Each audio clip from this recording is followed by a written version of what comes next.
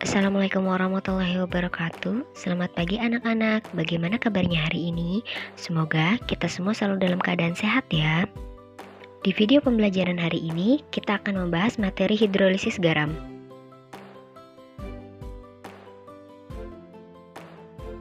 Pada materi hidrolisis garam akan dibagi menjadi dua pertemuan. Pada pertemuan pertama, kita akan membahas pengertian hidrolisis garam dan jenis-jenis hidrolisis garam. Dan pada pertemuan kedua, kita akan membahas perhitungan pH hidrolisis garam. Tahukah kalian kenapa rumput dapat tumbuh subur dan hijau? Lalu, kandungan apa yang membuat rumput menjadi subur dan hijau? Ya, untuk membuat rumput subur dan hijau, kita dapat menggunakan garam Epsom atau garam Inggris. Garam Epsom merupakan nama lain dari garam magnesium sulfat atau lebih tepatnya magnesium sulfat hidrat. Magnesium sulfat merupakan salah satu garam yang tidak dapat terhidrolisis. Mengapa magnesium sulfat tidak dapat terhidrolisis? Hal ini akan kita bahas pada materi pertemuan hari ini. Hidrolisis garam. Hidrolisis berasal dari kata hidro dan lisis. Hidro artinya air, sementara lisis artinya penguraian. Jadi, hidrolisis adalah reaksi penguraian garam dalam air yang membentuk ion positif dan ion negatif. Ion-ion tersebut akan bereaksi dengan air dan membentuk asam dan basa. Garam yang dihasilkan tidak selalu bersifat netral, tetapi tergantung kekuatan asam dan basa pembentuk garam tersebut. Selanjutnya, sifat garam. Garam yang terlarut dalam air ada yang bersifat asam, basa, dan netral.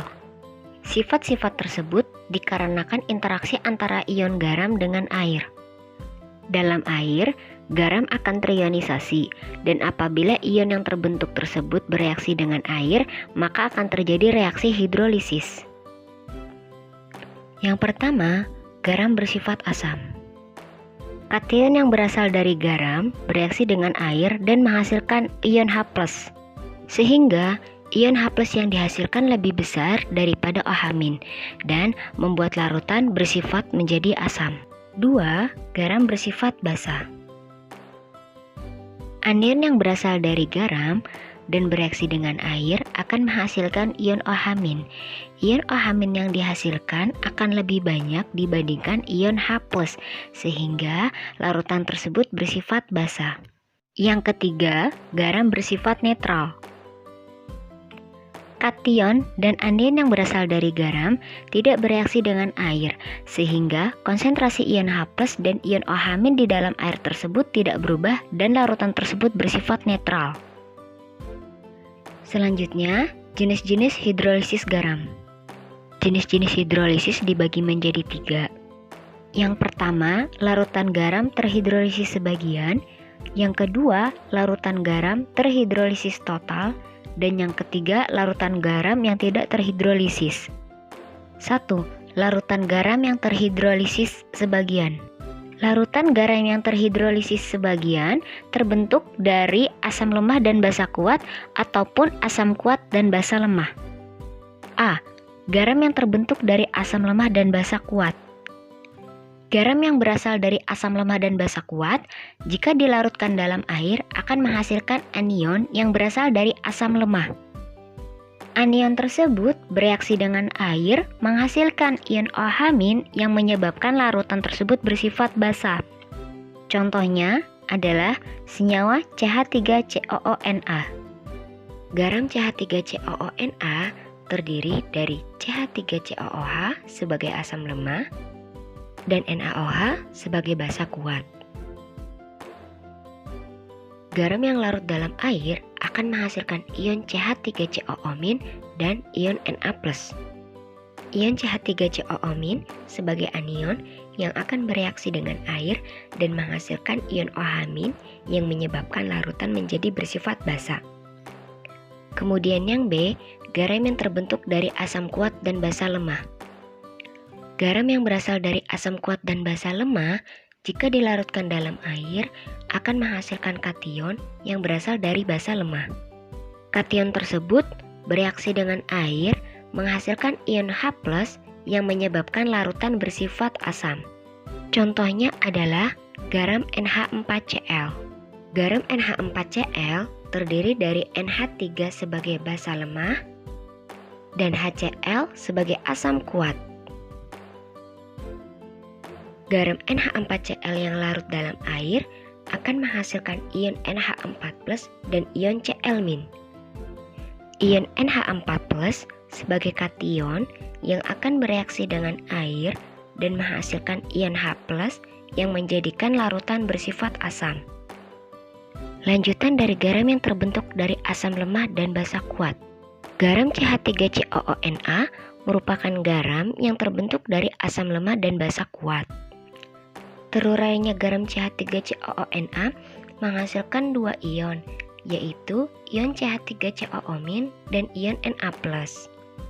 Namun, hanya ion CH3COO- yang mengalami hidrolisis, sedangkan ion Na+ tidak bereaksi dengan air. Hidrolisis pada asam lemah dan basa kuat disebut sebagai hidrolisis parsial atau sebagian, karena hanya sebagian yang mengalami reaksi hidrolisis.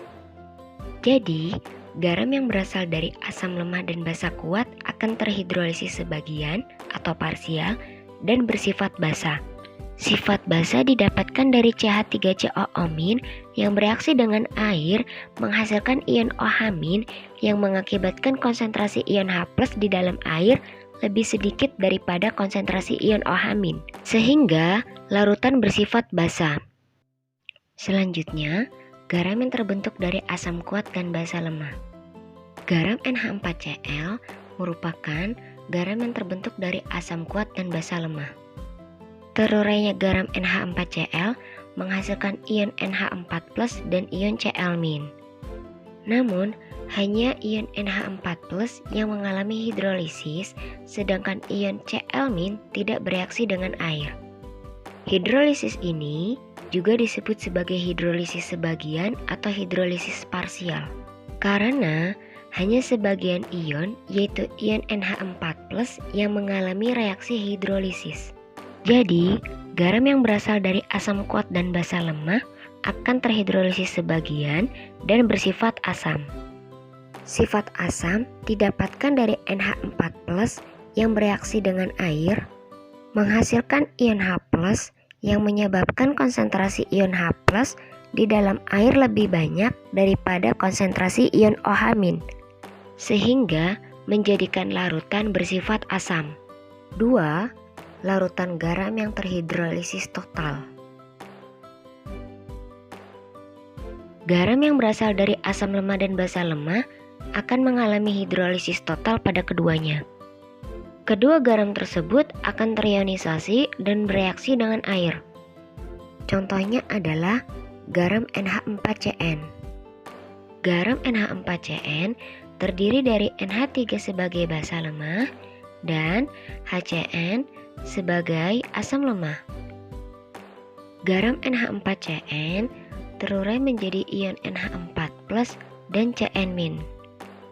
Ion NH4+ bereaksi dengan air menghasilkan NH4OH dan H+, dan ion Cn- bereaksi dengan air menghasilkan HCN dan OH-. Dari kedua ion garam tersebut, masing-masing ion H+ dan OH-, maka sifat larutan garam ini ditentukan oleh nilai tetapan kesetimbangan dari kedua reaksi tersebut. Hidrolisis garam yang berasal dari asam lemah dan basa lemah merupakan hidrolisis total, karena kedua ion garam mengalami reaksi hidrolisis dengan air. Dan sifat larutan tersebut ditentukan oleh nilai tetapan kesetimbangan asam atau Ka dan nilai tetapan kesetimbangan basa atau Kb. Jika nilai Ka lebih besar daripada nilai Kb, maka larutan akan bersifat asam. Dan jika nilai Ka lebih kecil daripada nilai Kb, maka larutan akan bersifat basa. 3. Larutan garam yang tidak terhidrolisis. Garam yang terbentuk dari asam kuat dan basa kuat tidak akan terjadi hidrolisis garam. Ion-ion yang dihasilkan dari garam yang berasal dari asam kuat dan basa kuat tidak akan bereaksi dengan air. Contohnya adalah garam NaCl. Pada garam NaCl terdiri dari NaOH sebagai basa kuat dan HCl sebagai asam kuat. Garam NaCl terurai menjadi ion Na+ dan ion Cl-, dan ion-ion tersebut tidak terjadi hidrolisis garam. Ion Na+ di dalam larutan tersebut tidak mengalami reaksi dengan air. Sebab jika bereaksi dengan air akan membentuk NaOH yang akan segera terionisasi kembali menjadi ion Na+. Hal ini disebabkan karena NaOH merupakan basa kuat yang terionisasi dengan sempurna. Begitu pula dengan ion Cl-. Jika ion Cl- bereaksi dengan air, maka akan terbentuk HCl yang akan terionisasi kembali menjadi ion Cl-. Hal ini disebabkan karena HCl merupakan asam kuat. Sehingga garam yang berasal dari asam kuat dan basa kuat tidak terhidrolisis. Oleh karena itu, garam ini bersifat netral. Karena konsentrasi ion H+ dan OH- di dalam air tidak terganggu. Latihan soal. Silakan kerjakan latihan soal berikut ini untuk mengetahui seberapa paham terhadap materi yang telah disampaikan. Terima kasih telah menyimak video pembelajaran hari ini dan semoga bermanfaat.